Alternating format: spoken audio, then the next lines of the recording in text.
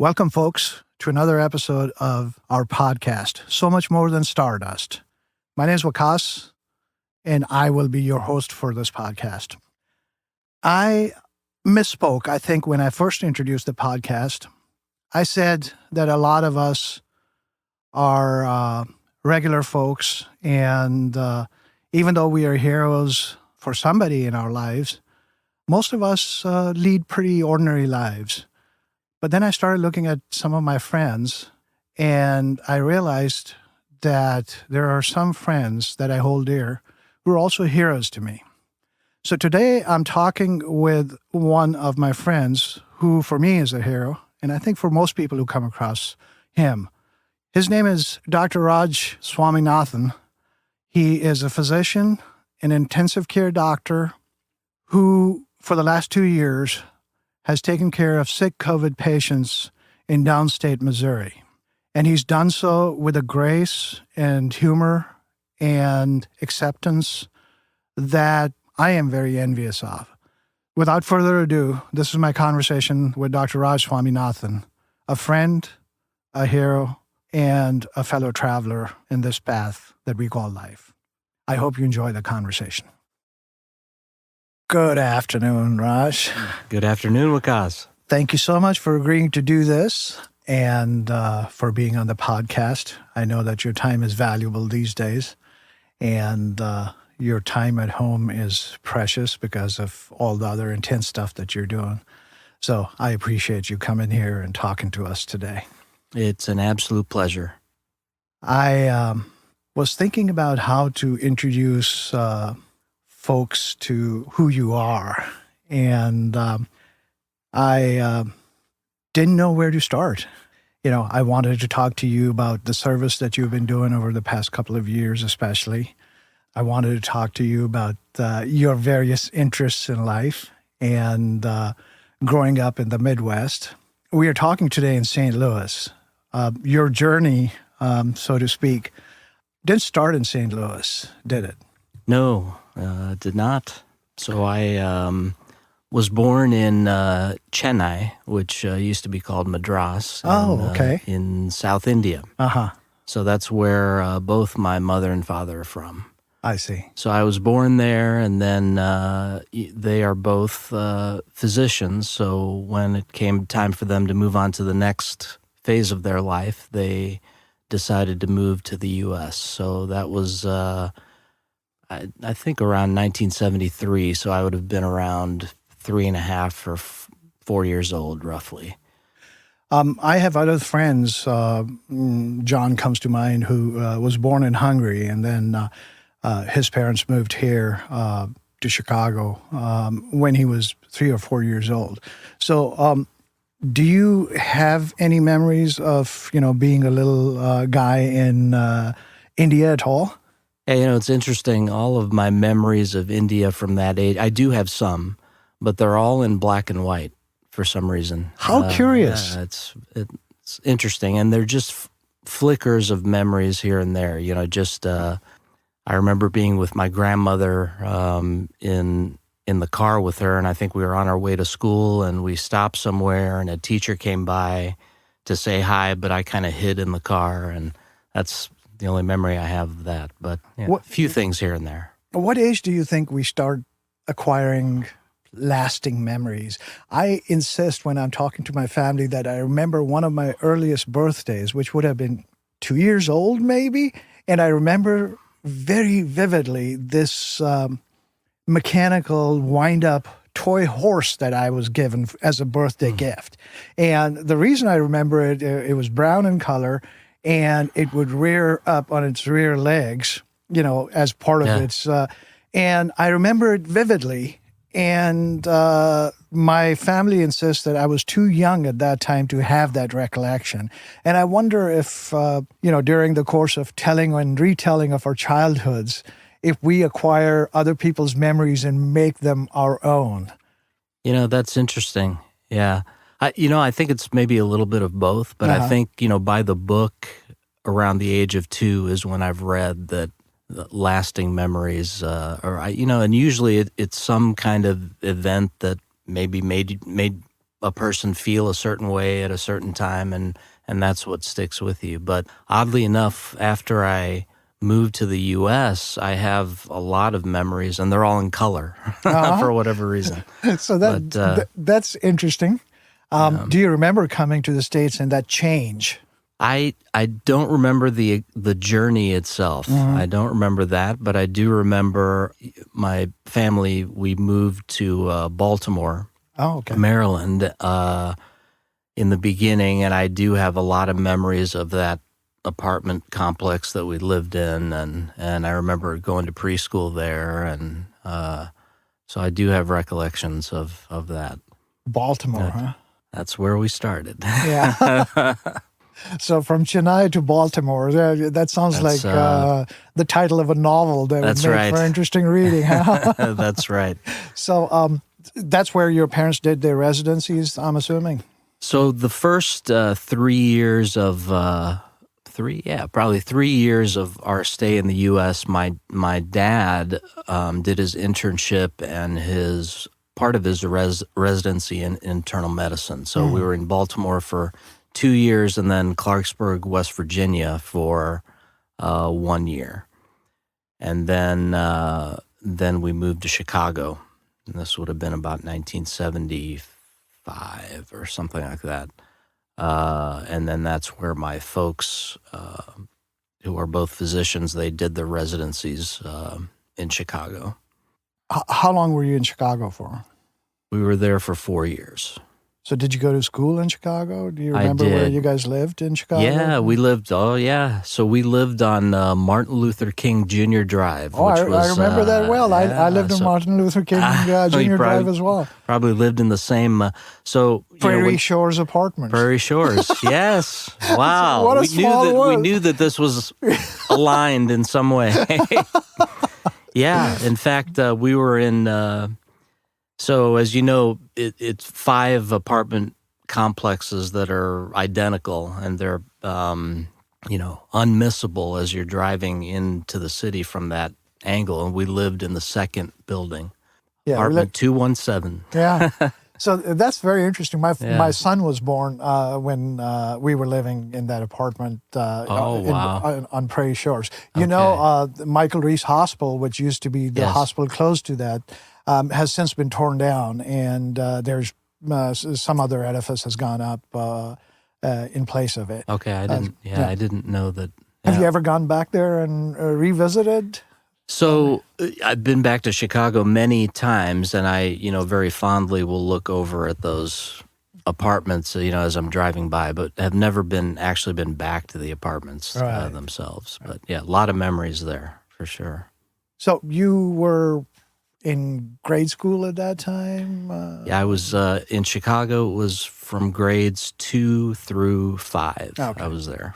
And then your family moved to Peoria. That's correct. Okay. Yeah, Peoria, Illinois. So, most of the typical school experience for you happened down in Peoria. So in Peoria, I went to basically what would be considered junior high and high school in Peoria. How was that? It was interesting. So we're talking. This was so we moved to Peoria in 1979. So I was there until 1986, and it was a unique experience, to put it that way. Namely, because there weren't that many Indian families there at the time. And as a result, the ones that were there, we were all very close to each other. Right, community. A lot of my childhood friends from that age are, ones that I still have today from that small little Indian community. My parents were just starting to kind of find their way into their respective jobs, and high school, quite honestly, it was a little rough at first, because I was I was the only Indian kid in my class. And I think back then, people, they weren't sure, is he Mexican? Is he Greek? Who is this guy? Yeah. So, and I, as a result, I just, kind of kept to myself a lot, and it was only really later that I kind of grew into being a little more involved in the social aspect of being a teenager. But it was a little, yeah. I'd be lying if I said it wasn't a little bit rough at times. So, perhaps I can provide a little bit of, my perspective, because those of us who come to the States as adults more often than not, especially in our field of work, nurses, doctors, respiratory therapists, etc. When we come here, we're usually, we've done, a lot of our education and some of our training, and then we train. And as we're all well too familiar, healthcare training doesn't really lend itself to a lot of social life after the training is done. It's consuming, it is demanding. There's a lot to be done even when you're done with work, because you got to catch up on work, etc. And trying to maintain a family and spending time with your kids, that automatically, I shouldn't say it's an obstacle, but I think it becomes a little challenging to maintain a social circle and try and get integrated into the dominant culture, which is prevalent at that time. Would you agree with that? Yeah, I mean, without a doubt, I think my parents were going through, unbeknownst to them. I think when you're actually going through it, you don't sit and think about, oh, I'm going through a big cultural change. It just kind of happens around you.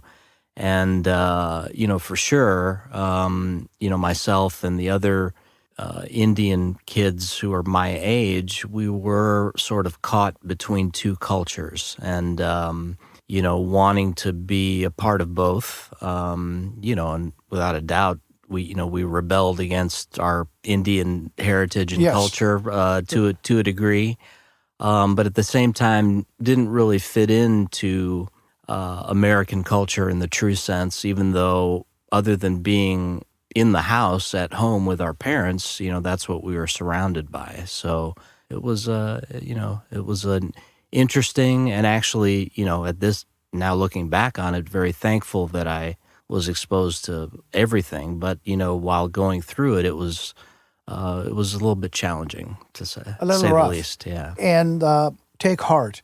I went through my teenage years in the country that I was born in, and it was still rough. Yeah. And there was still a period of rebellion. And I think that period of rebellion lasted well into my 20s.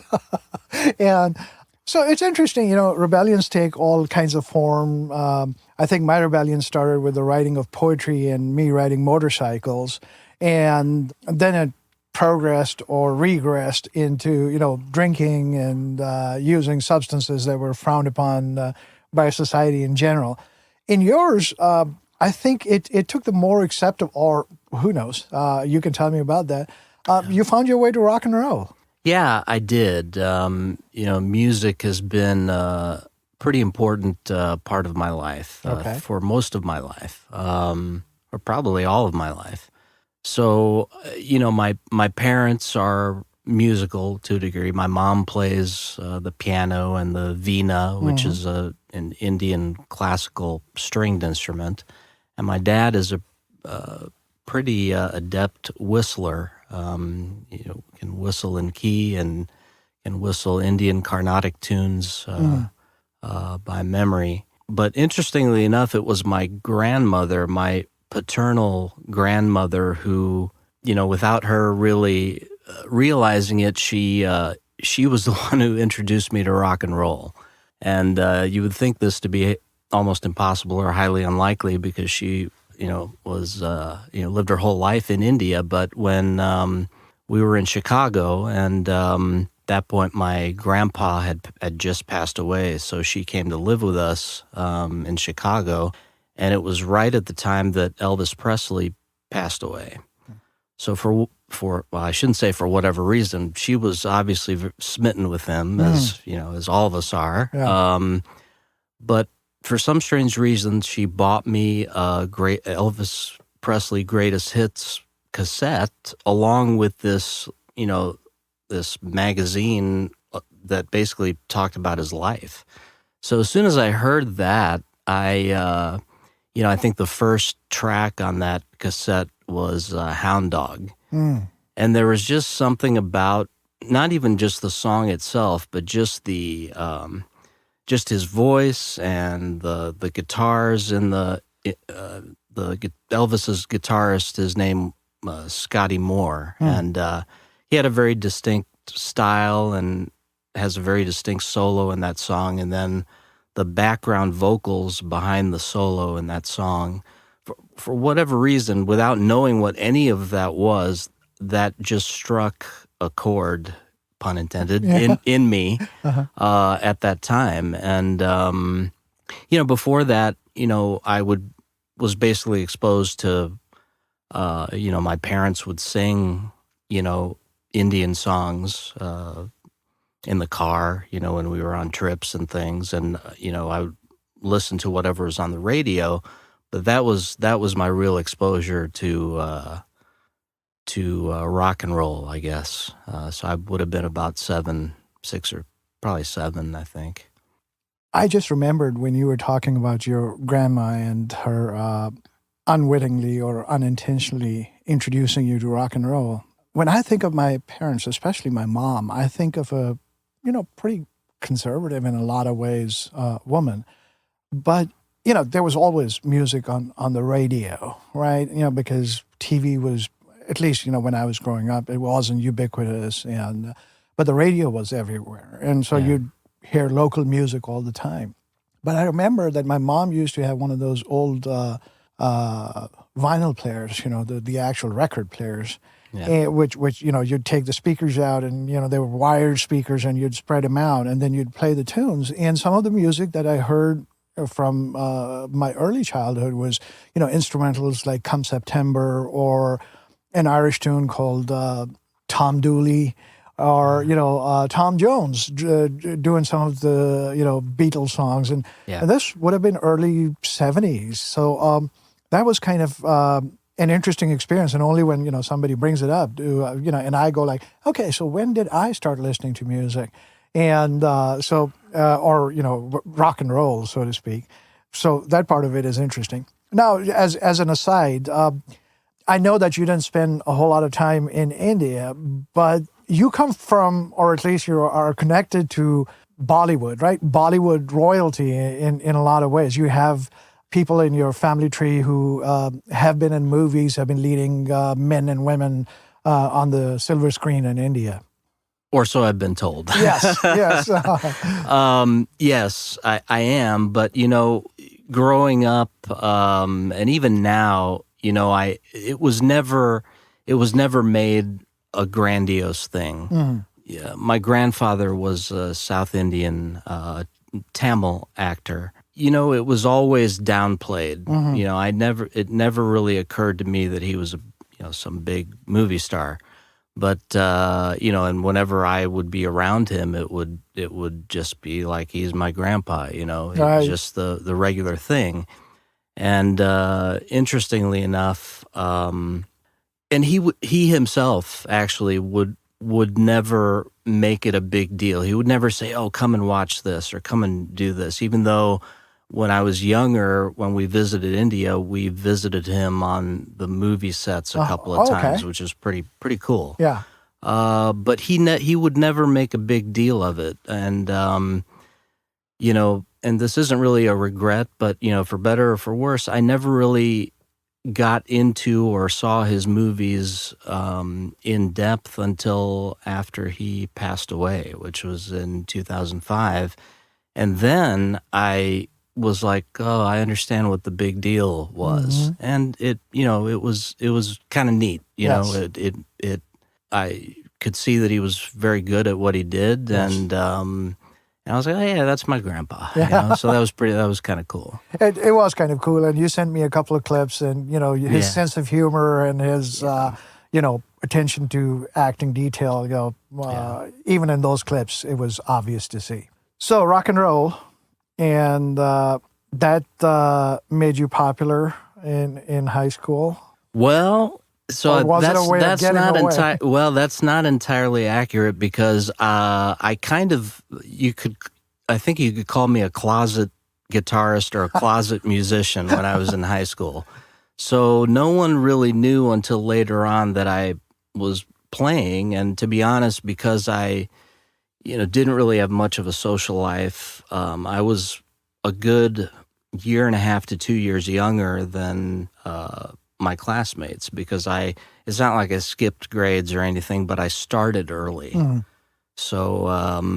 So really those years, those formative years were kind of spent in my bedroom playing the guitar and kind of working on the chops. And it was only after I got to college that, I met some, like-minded people who, eventually we got a band together. And that's when, the work that I did in high school kind of started coming out into the open. So.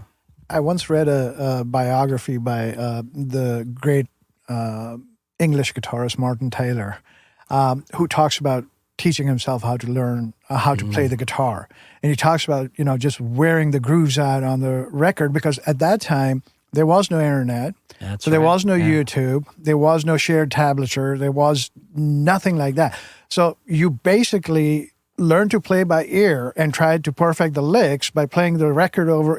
There wasn't even digital players, right? That's right. So people would play the record, try and make the guitar sound the same. So we all, at least, the people who learned to play the guitar, I never really did, but learned to play essentially by ear and by copying. Right. So was that how it worked for you as well? Yeah, and I don't want to be the old man yelling at the cloud, but yeah, they don't do it that way, to a degree. I mean, but yeah, I think, and other musicians of that era, whether you're a guitarist or any other instrument, I think that's the way we learned. Is we listened and we slowed down the cassette player or the record or whatever it may be and just learned that phrase or that lick or whatever it might be, listen to it over and over again until we got it.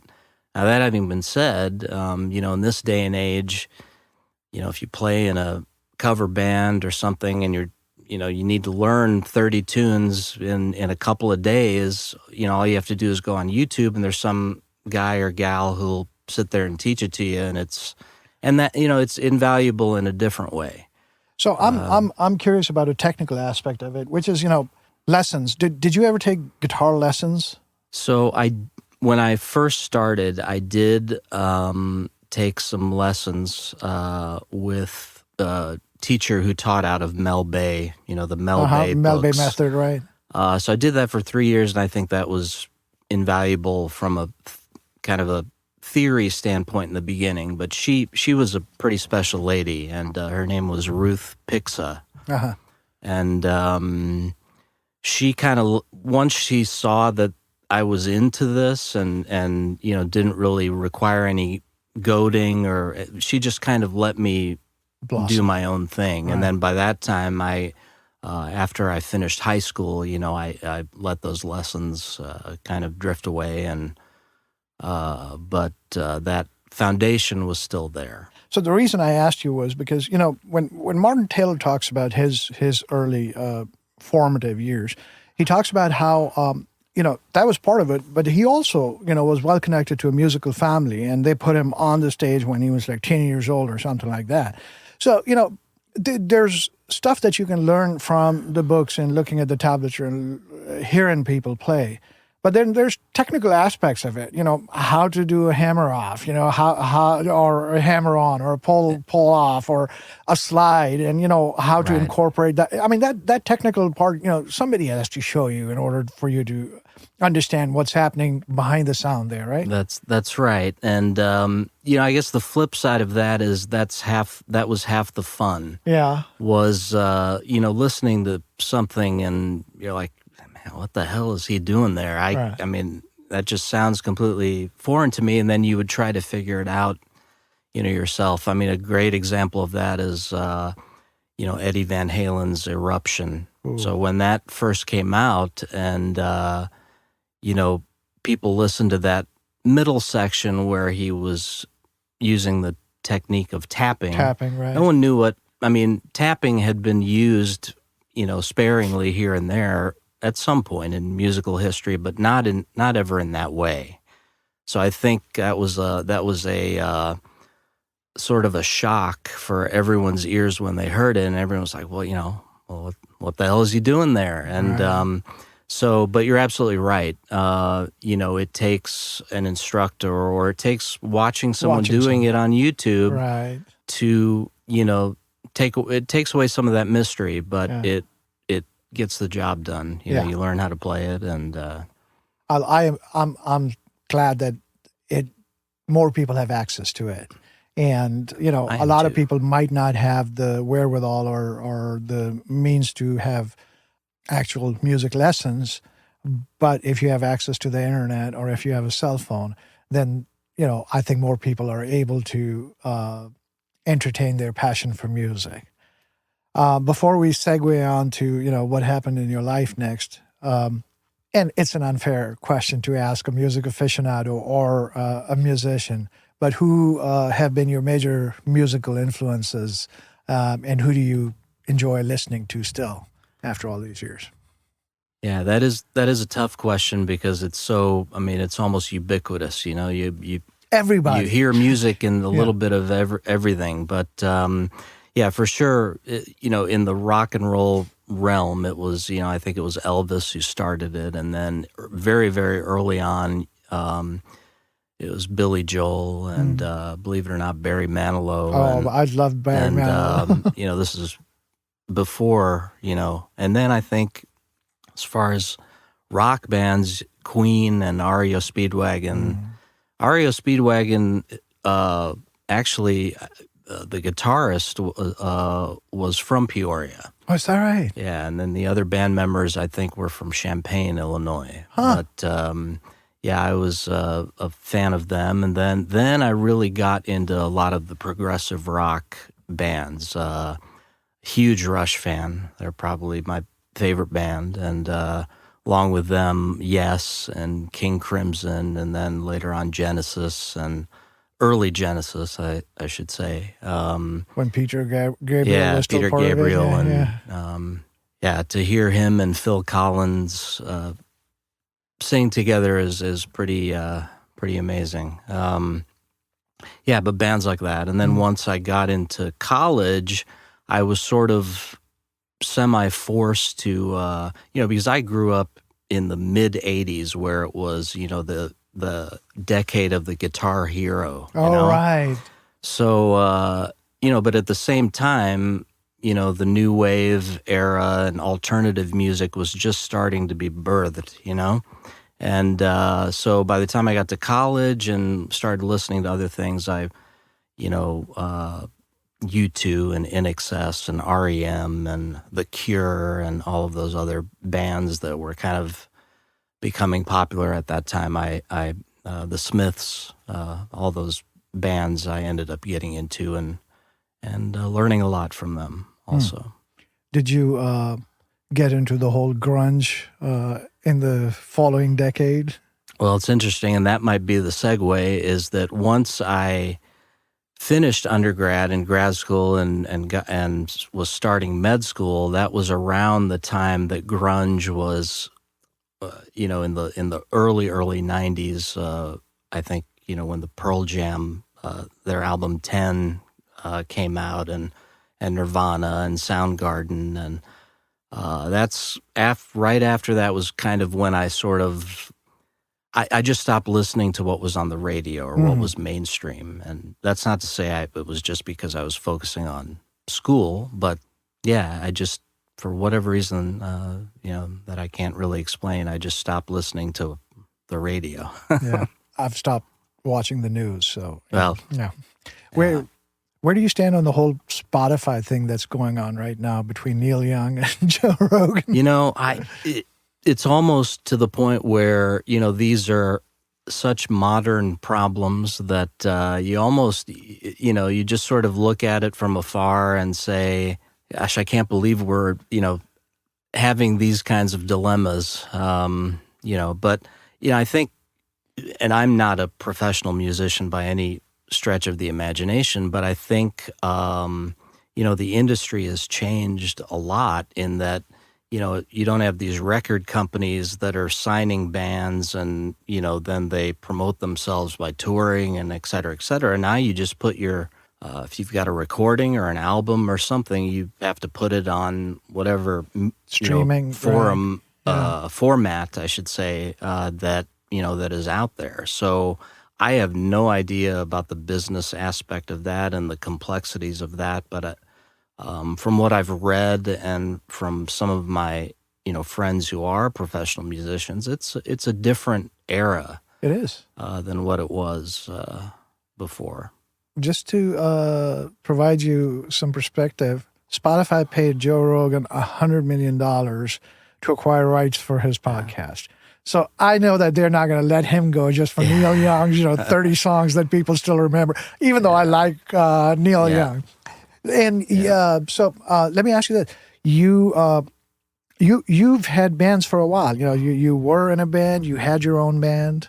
Yeah. So on and off, I've been in bands throughout the last 20 years or so. What was your first different band iterations? The first band I was in college, we were called the Young Serfs. So SERFS. Yeah, as in the sort of the in the hierarchy of we were right under vassals, I think. So we thought the young vassals would probably not was probably already taken. Already taken. So that was the first band. I think I was 17, at that time, and it was great, and I still keep in touch with those guys, and those were lifelong friendships that were made, just from playing together and just going through that whole band thing. Shortly after that, I was in a band called Renaissance Moon, which, again, the band members are just wonderful people. And but with that band, we actually wrote a lot of original songs, probably about 20 or so original songs that we did end up recording, not quite in a studio such as this, but it was back when it was right before, CDs came out. So we recorded on a reel-to-reel, the old-fashioned way. And those songs are still out there on Reverb Nation, I think.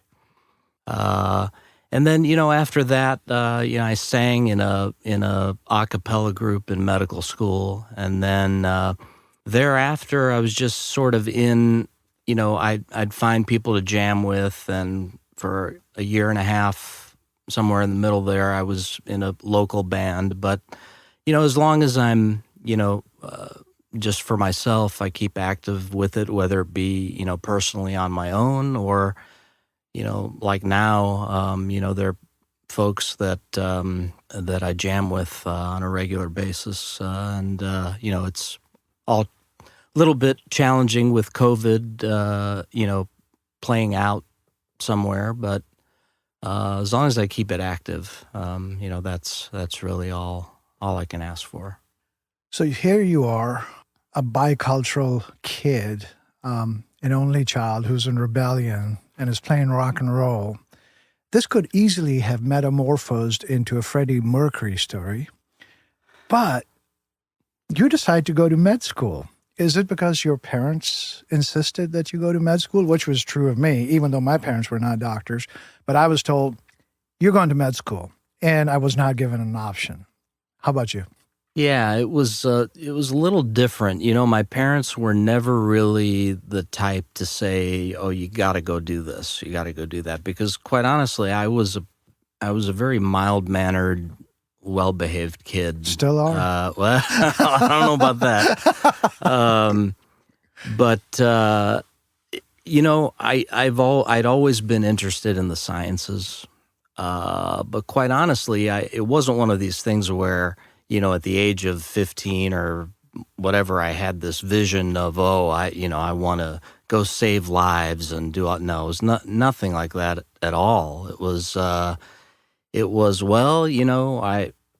what are the professions that are out there? And I knew I was interested in the sciences, so I kind of, once I started going down that route, it sort of evolved into, okay, this is what I'm gonna do. It wasn't this goal that I had since childhood or anything.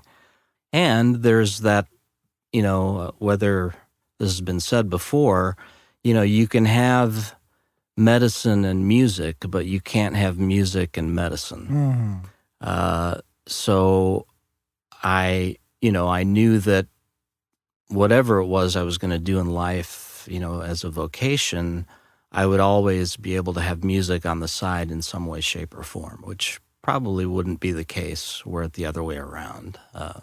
Unless it was self-medicating. Yeah, that's right. Which a lot of our rock and rollers have been known to do. That's right.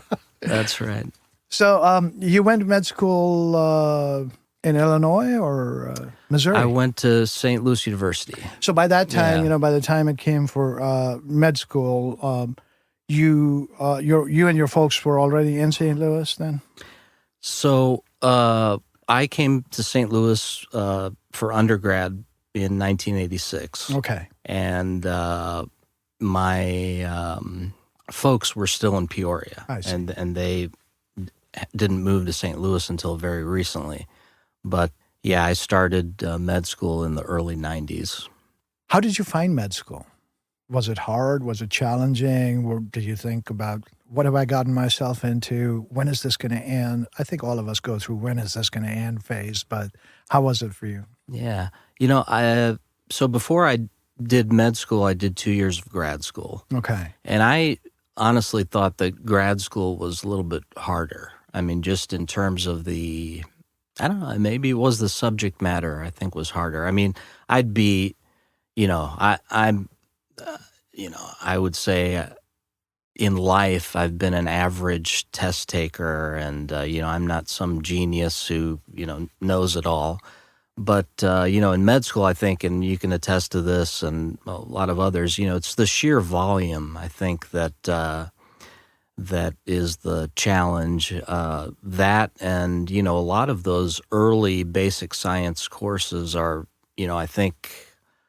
Almost just a kind of, it's like working out. I think you're just sort of gearing yourself up for what is next. But or playing the guitar, That's right.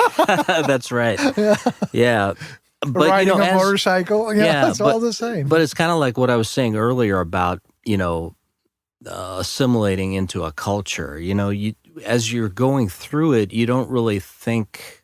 Or at least I didn't. I didn't think about, oh gosh, I'm going through this, and you just sort of do it, and then after it's done, you're like, oh yeah, wow, that was, I can't believe I did that, or that's kind of how I feel looking back on it, because even med school curriculum has changed a lot since we've gone through it, and I can see that my eldest daughter is in medical school right now, right. And I'm actually amazed at the curriculum. I mean, it's in a good way. In a good way, yeah. It's very clinical based from the beginning, and the way they organize it, by system and by organ system and everything is pretty amazing. I will admit to you, I went to med school kicking and screaming, much as I, came into recovery. But, how people talk about having an epiphany, and all of a sudden, you realize, okay, maybe this is where I'm supposed to be. And I remember, I had all these questions. I did find biology interesting in pre-med, but not to the point where, I was completely taken by it. I liked computers better. I liked electronics better. I understood circuits much better than I did the human body. But I remember the first time picking up Guyton's textbook of physiology and reading about the cell or, muscle physiology or some such obscure thing. And all of a sudden, I discovered, much to my pleasure, that a lot of the questions that I had in my mind about life and about, how things work, they were answered by physiology. And I do not lie to you, physiology was and still is. I mean, I practice anesthesiology, Yeah. which is basically applied physiology. You give people medications and you see what Yeah. happens to their system, and you Right. basically respond to how their system is reacting to the surgical insult. And I found physiology, and I said, maybe I can do this. So did you have a favorite subject in med school? So,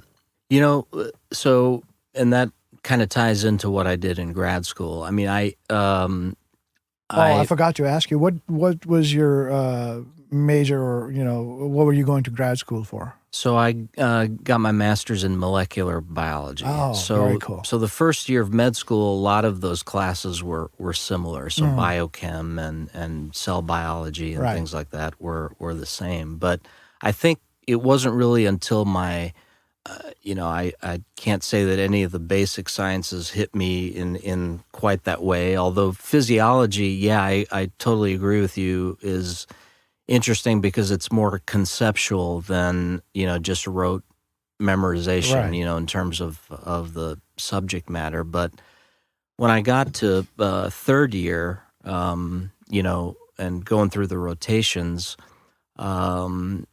internal medicine appealed to me because of the detective work. At least that's what I viewed it as. So it's taking 20 pieces of seemingly disparate information and trying to put it all together to come up with one unifying explanation or diagnosis. I found that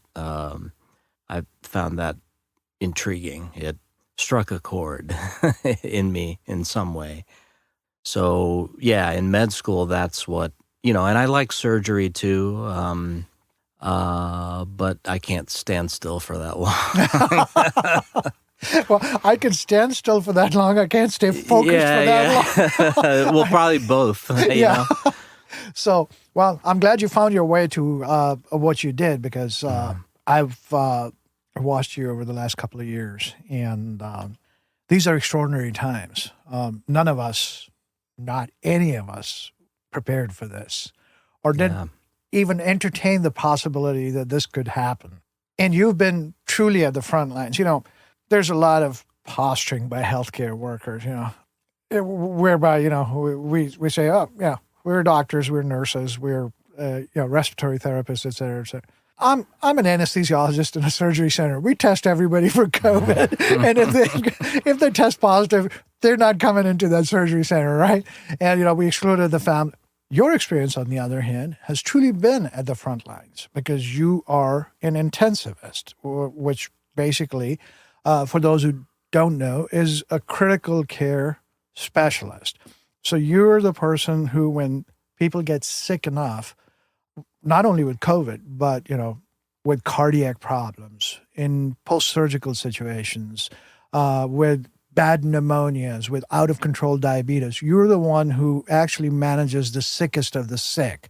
That is what the definition of an intensivist is. Is that, am I right in saying that? Yeah, that's pretty accurate. Yeah. So, and obviously you don't do it alone. You do it with a group of highly trained professionals, intensive care nurses, respiratory therapists, people who staff the computers, who do the lab work, So none of us does this alone. We do this as part of a team that works. What was your first? Did you hear about COVID before you started seeing the surge in patients? Were you anticipating it? What was your experience dealing with that? Yeah, so we did. The public heard about it, and I think it was January of 2020 when the rumblings were starting.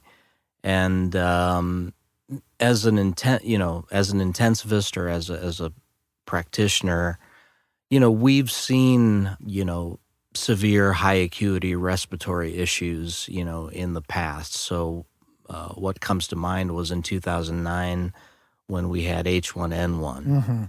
So in the ICU, in the critical care realm, really the extreme or the highest level of acuity of a respiratory problem is something that we call ARDS, or acute respiratory distress syndrome.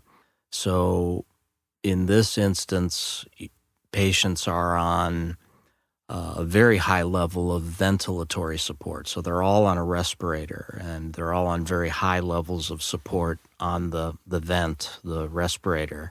So before we go any further, what you're saying is they are at a point where the disease has affected them so much that they can't breathe hard enough, well enough, or fast enough to get oxygen to their the vital organs of the body, the brain, the kidneys, the heart, etc. So you have to support their breathing using a mechanical ventilator. That's right. And it goes even one step beyond that. It's to the point where the lungs are so injured that the lungs can't do their job, basically. They can't exchange oxygen or get oxygen from the blood and then, deliver it, to the body, basically. So we didn't really have a sense, in January of 2020 that we were going to be seeing a surge of, ICU patients. I don't think we had that sense, although we had heard, there are some severe cases that were out there. But, what was to follow was, unprecedented, without a doubt. And I have stayed in touch with you, over these last 2 years. We talk on the phone, we meet each other for coffee, etc. And talk to you when things were going really, really bad, when the numbers were really high, that, when you went on call or, you started working, and you worked down in Cape Girardeau, which is a city which is about, 100 miles south of St. Louis, somewhere around there, that you would expect to be awake at all hours, providing, putting breathing tubes in patients, putting them on mechanical ventilators.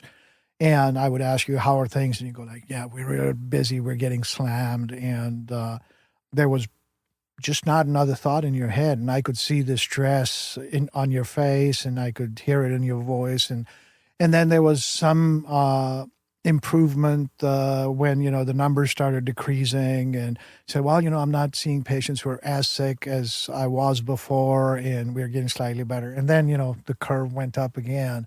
And I've always, thought about that and said, where do people like Raj and all the other people that you work with, and we know how short-staffed everybody is right now. We can't find people to work. And, the same work that was done by 4 people is currently being done by 2 or perhaps even 1 person, just because of, how things are. How have you kept going? And how long does one keep going in circumstances like this? Where do you find, the reserves of strength that carry you through this? Yeah, that's a good question. Now, this is the 3rd time it's come up in this conversation. It's as, it's that thing of as the adventures are happening, you don't realize how much they suck, So, it's as you're going through it, it's, you kind of look back retrospectively, and that's when you marvel at the situation. But how we get through it, I think, is really just a day at a time. It sounds very cliche, Right. but we know that, especially in my area of work, it's a 12-hour shift, and granted, disease doesn't sleep, Right. but we always have providers, physicians, nurses, respiratory therapists around the clock to care for patients. But what was, looking back, I think, more so than how devastating the disease can be, how COVID-19, pneumonia, as it were, quote unquote, can be, it was the sheer volume that really just from a bare bones, commentary, it was the volume that was just, again, we'd not seen volume like this before. But, when you think about tertiary care hospitals running out of ventilators, this is something that you think, okay, if I'm in a 3rd world country, we might be, no disrespect to 3rd world countries, but, this is something that doesn't happen, in the U.S. But, to be so low on resources, both from, whether it be equipment or whether it be, manpower, was That was the real challenge. I mean, and then we're not even touching into the, everything about COVID itself, and just not only the effect of the disease on the body, but also on the patients themselves. Just the patients and their families. Yeah. It's what I've seen in the last 2 years has really sort of affirmed my approach to how I practice critical care, and half of what we do is we talk to the families, and when we can, talk to the patients, because these are, again, unprecedented times where we do see a lot of good outcomes, but we've seen a lot of unfavorable but expected outcomes. One of the things that I've admired the most about how you've dealt with this, Raj, is the fact that if I go on social media right now, I will be able to pull countless posts of healthcare providers who take care of COVID patients that have negative things to say about the unvaccinated, or people who won't wear a mask or what have you. And whenever I've talked to you, what I've heard from you is expressions of compassion, expressions of empathy, and the feeling that I really don't care whether these people were vaccinated or not. They're under my care now, and I have to do all that I can to take care of them. And that ability to suspend judgment and not take into account another person's, personal responsibility in being in the situation they are, and the willingness to help without rendering any of that, or without that hampering your care and delivery of it to the people who are in need. That is admirable, and I have a lot of respect for you for doing it in that way. And that has helped me tremendously in coming up with my own paradigm of dealing with people, which is basically, I can only control what I do. I'm vaccinated, I'm boosted, Right. and I'm willing to take care of patients as they come along. And if they decide not to do something that is recommended, then, that becomes a personal choice, and I don't have much to say about it. I can That's only, right. make my personal choices. So thank you for that. And I think I've taken enough of your time. If you wouldn't mind, I actually, as we started this, I brought a guitar in for Raj, and it's a flamenco guitar, and I will tell you the story as Raj perhaps picks out a few chords or notes from it, Oh, my and I'll tell goodness. you how I came across this guitar, and that perhaps will form a way for us to make our way out of this podcast. So first of all, I was not expecting to do this Oh, that's at okay. all. It's a, You don't have to come up with anything spectacular.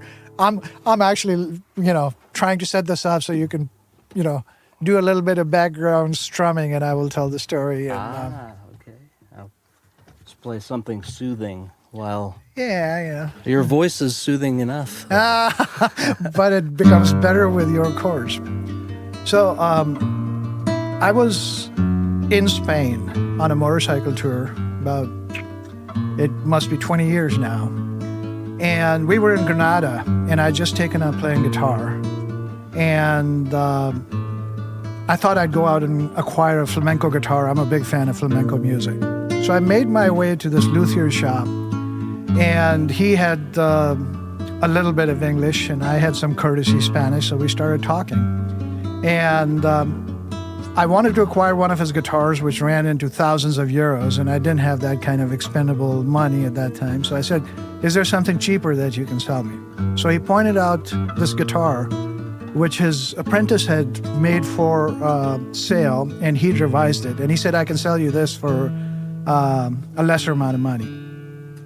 And I said, well, I don't have that cash on me, but if you'll come back to the hotel with me, I'll get it to you from there. So he picked up the guitar in a case, and we started walking back to my hotel. And Granada in Spain has a lot of up and down streets. And as we made our way back, we had a conversation. And he was speaking in Spanish and I was talking in English. And somehow we started talking about love. And I told him I was a little brokenhearted because my second marriage had just gone south and I had gotten divorced. And I was trying to get away from it all by going to this motorcycle tour. And as we were walking, he says, well, why don't you hang on there and keep playing your guitar? And who knows? Who knows? You might find love again along the way. And I still think about that day, and I think to myself, how is it that we can be so far apart, worlds apart, not speak the same language, and yet one person can understand another person's pain and give them some advice that will carry them through the day. And I love that moment and that day in Granada. And I hope that when you look upon this guitar, you experience the same serenity that I did when I heard him say, who knows, you might find love again in your life. Thank you very much for being with us today. I appreciate it. I love you like a brother, Raj. Love you too.